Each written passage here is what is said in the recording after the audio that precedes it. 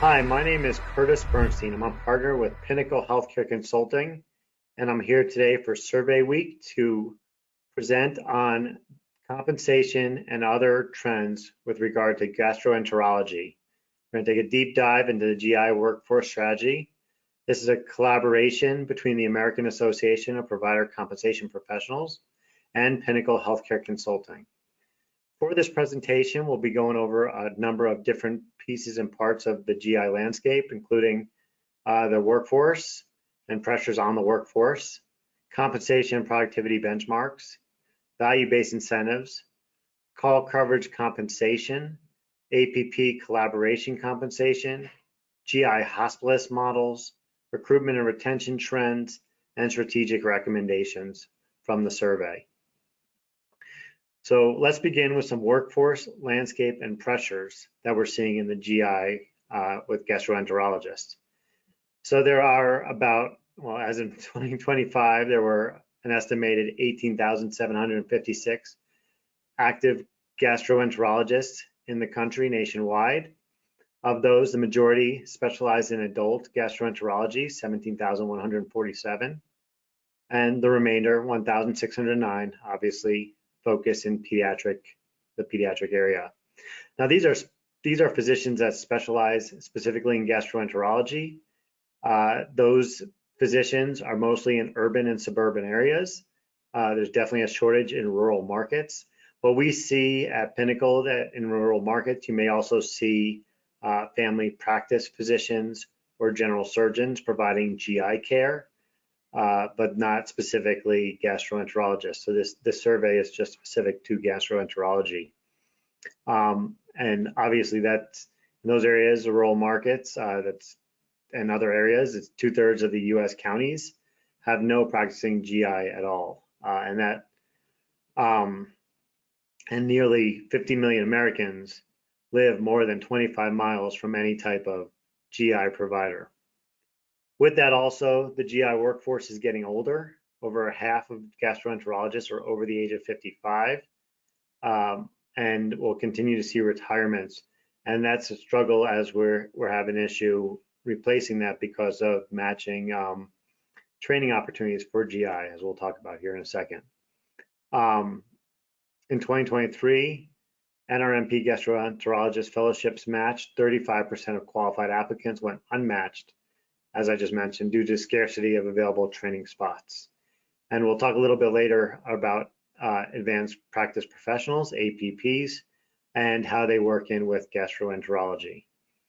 Other structural barriers to training include capped GME funding, the procedural intensity of GI training, and just shortages of qualified faculty. I think that's obviously a big issue, not just with GI, but most specialties, most physician specialties, and getting additional staff trained up and available to provide care to patients. We're seeing more and more employment of gastroenterologists across the country by both hospitals and private equity firms. Right now, we see that 60% of all gastroenterologists are employed by a hospital or health system, which is obviously a big change from the historical independent practice. PE, private equity, has accelerated consolidation, especially in metropolitan markets. There's a number of surgery center companies. Gastroenterology is obviously a hot procedure that's being done in surgery centers across the country. Obviously, there's a lot of profit in that, so a lot of interest from private equity firms, as well as hospitals and health systems as they try to maintain their margins to obviously no margin, no mission. So you need that cash flow and stuff to create mission. I'm seeing that in the 2026 Medicare physician fee schedule, the practice expense RVU for colonoscopies and colonoscopies with biopsies and other types of scoping procedures done by GIs actually is increasing pretty significantly. I'm assuming the government's trying to push a lot of these cases into office-based labs, but surgery centers and employment, I think, will continue to have scopes done in surgery centers. So obviously surgery centers will continue to be a big part of gastroenterology future. Academic medical centers continue to struggle to retain these types of physicians due to less competitive compensation packages compared to the private equity and private back settings. So let's talk about some of those compensation and productivity benchmarks. The joint survey done by the American Association of Provider Compensation Professionals and Pinnacle Healthcare Consulting was designed to capture real-world practices from a broad spectrum of 56 organizations that directly employ or contract with GI providers. So this is 56 organizations, and those 56 organizations are divided out mostly of health systems, 42 organizations, 9 were physician group practices, 4 were academic medical centers, and only 1 was a rural health system. They are spread out pretty evenly across the country, with a good number being in the south of the United States, and 18 in the south, 17 in the Midwest, 11 in the West, and 9 in the Northeast. So good distribution throughout the country. Of those reporting, looking at full-time equivalents, the average size of participating organizations had 1,230 advanced practice providers. So it's a large number of FTEs within the organizations. 19 had 250 or fewer of the 56. 18 were between 251 and 999. 14 between 1,000 and 2,000, and then 2,000 more were 5 organizations. For APPs, advanced and physicians and APPs, sorry. You see here we got the average and the median of how many are employed by these different organizations, the 56 organizations. As you can see, there's a pretty decent discrepancy between average and median. As we all know from statistics, that means there's generally a number of outliers, and the median becomes the better data point here. So we'll focus on that, where you have 8 GI physician FTEs and 5 GI APP FTEs per organization. As I'm sure everyone listening to this webinar knows, relative value units and work RVUs, compensation paid on a work RVU basis, is pretty common with specialists, including GI physicians. And it obviously aligns productivity with compensation. And this will vary definitely based on the type of the organization, the payer mix of the organization, regional demand, and ancillary income opportunities. Those reporting how they pay on a work RVU basis, as we all know, there was a significant change in the reimbursement, or I'm sorry, the number of work RVUs per procedure back in the 2020 physician fee schedule. And as a result, and some of the difficulties associated with implementing future fee schedules, most people have stuck with, or most organizations have stuck with the 2020 fee schedule, and we're starting to see some change more recently away from that fee schedule. And obviously in the 2026 physician fee schedule, we're looking at some more changes to work RVUs. But a lot of organizations that we work with, and obviously a number of organizations that took the survey, out of the 56, 16 are still, it's like 30% are still on the 2020 physician fee schedule. Very few are on the 2022 or 2023, because I think if you got off the 2020 fee schedule, you're more likely to be on the most recent fee schedule as possible. And obviously that is adjusted based on just employment agreements and where the fees are set. So if someone entered into an employment agreement in 2023, chances are they're probably still being paid 2023 fee schedule unless it adjusts annually. And some employment agreements are written that way to adjust annually. You'll see the majority of this data is already on 2025 physician fee schedule. So, 70% of this data are between the 2020 and 2025 fee schedule. So what are people paying on a dollar per work RVU? As you can see here, the average comp per work RVU is $69.89. The median, or 50th percentile, is $68 per work RVU, and the 25th to 90th range is anywhere from $63 per work RVU all the way up to $81.76 per work RVU. And obviously we need to account for what that all includes, in doing an analysis of this data. Some of that data may include call coverage, for example, and we'll talk about gross days of call and stuff like that. May also include quality, as you can see here. Almost 45% of all organizations do not pay any kind of value-based compensation, whereas 56% do pay some type of value-based compensation. I feel like in GI, a lot of it is still in the starting stages of paying for value-based metrics in GI. A lot of those metrics are usually tied to patient satisfaction or quality outcomes, like diagnosing the proper diagnosis of the patient. Care coordination and access, I think, is definitely future. Working with PCPs, making sure patients have been seen for their normal and regular screenings, and then obviously adherence to evidence-based clinical protocols.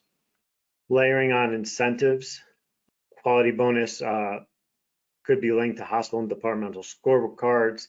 There could be patient satisfaction incentives and other stuff that's added on to just your normal compensation, whether it's base compensation and compensation per work RVU. So I mentioned earlier, call coverage compensation. You need a lot of hospitals have gastroenterologists available for call. Obviously, it's very challenging with a shortage of providers to get physicians to take call, and it's very easy for them to make money just doing normal scoping during the day between their office and their surgery center. Pretty consistent here with the value-based incentives. Here we have 56 survey response again. You have almost 45% stating that call coverage is already embedded in the existing compensation model, and 56% reported providing additional compensation for call coverage. So that means, if you're taking $1 per work RVU for the 45%, if you pay $1 per work RVU, and it may be one of the higher dollar per work RVUs, that may already include 7 days, for example, of call coverage per month or something similar to that, where other entities may pay a lower dollar per work RVU and then pay additional call coverage compensation, like on a daily rate or some kind of activation rate or something like that. Down below, you see the average types of compensation for GI physicians. We have an average hourly rate for call of $47.57, and a median rate of $41.66, with a total range ranging from $33.33 to $66.13. We also see within the survey that gastroenterologists may have a different type of compensation. If it's weekend call versus weekday call, there might also be other unique forms of compensation as well. So the key takeaway is not that all organizations paid incrementally for additional call, and those that did, most only did so for a certain amount of gratis call. APP collaboration, obviously with a shortage of physicians, it's very important to collaborate with other providers to make sure patients are well taken care of. We're seeing the growth of APPs, nurse practitioners, and physician assistants across the country. Obviously, that's affecting some levels of salary too. And the question is, what is the APP usage in GI, and how do APPs help gastroenterologists? So as you can see here, physicians generally only about 30% get additional types of compensation to their physicians for collaboration with APPs, while 71.4% include collaboration responsibilities within the core comp model without separate pay. So another reason why compensation per work RVU, for example, may be higher is for collaboration with APPs. You manage one FT or two FTs, and that rolls into your comp per work RVU. If of the 56, like you see here, 12 organizations reported compensation for APPs. Looks like those are annual fixed amounts ranging anywhere from $10,000 to $16,500 on a fixed amount for supervision of APPs. A more unique model that we're seeing across the country, if there's difficulty getting inpatient coverage for a hospital for gastroenterology, as I mentioned earlier, obviously it's a very heavy outpatient model.